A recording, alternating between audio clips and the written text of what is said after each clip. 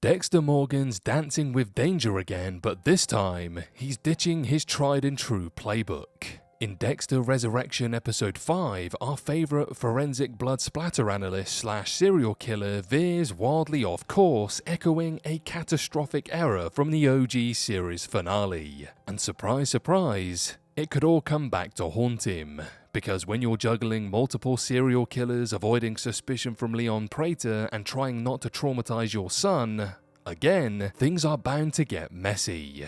But hey, before we dive into this bloody mess, do the Dexter thing and cover your tracks, hit that subscribe button, give us a like, drop a comment, or if you're feeling extra supportive, join our channel membership for exclusive content. It helps keep us digging into the dark stuff. Okay, back to the table. Literally. So, in episode 4, Dexter takes out Lowell the old-fashioned way, plastic wrap, ritual kill room, and yes, even the return of his iconic blood slide trophies. Classic Dexter, nostalgia with a side of murder, but when it comes to Mia, aka Lady Vengeance, he hesitates. Big mistake?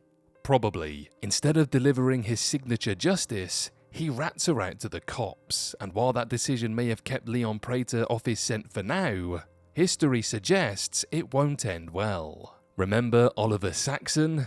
Dexter sure does, like a recurring nightmare soaked in guilt and regret.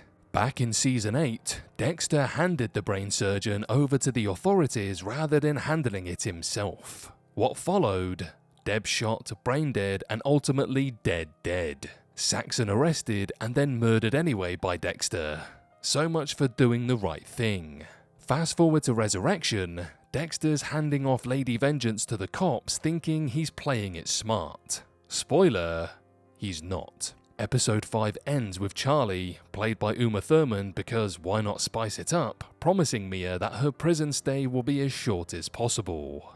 Translation, Dexter's unfinished business is about to come knocking.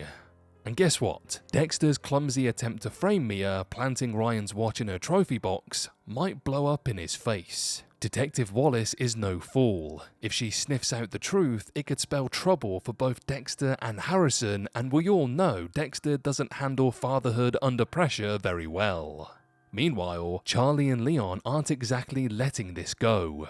They've got their own dark dossiers, and with Mia behind bars and Lowell 6 feet under, or at least MIA, who's the common thread?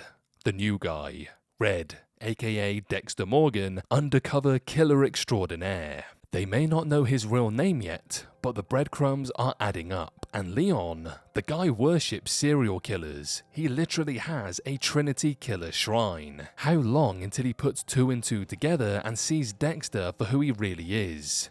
Rita's husband, Miami's favourite monster.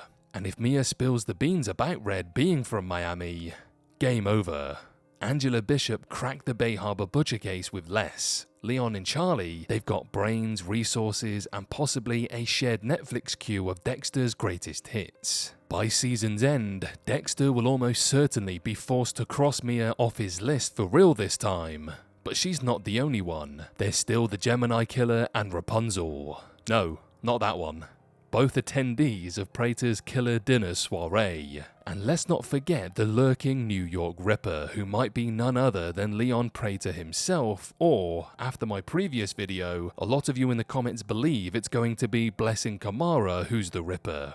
With only 5 episodes left in the season, Dexter's got more targets than time, and he's being hunted just as much as he's hunting. Between Wallace, Batista, Leon, and Charlie, it's a miracle the guy's even got a quiet moment to sharpen his knives. But one thing's for sure, Dexter's code is bending, his secrets are unraveling, and his past is bleeding into the present.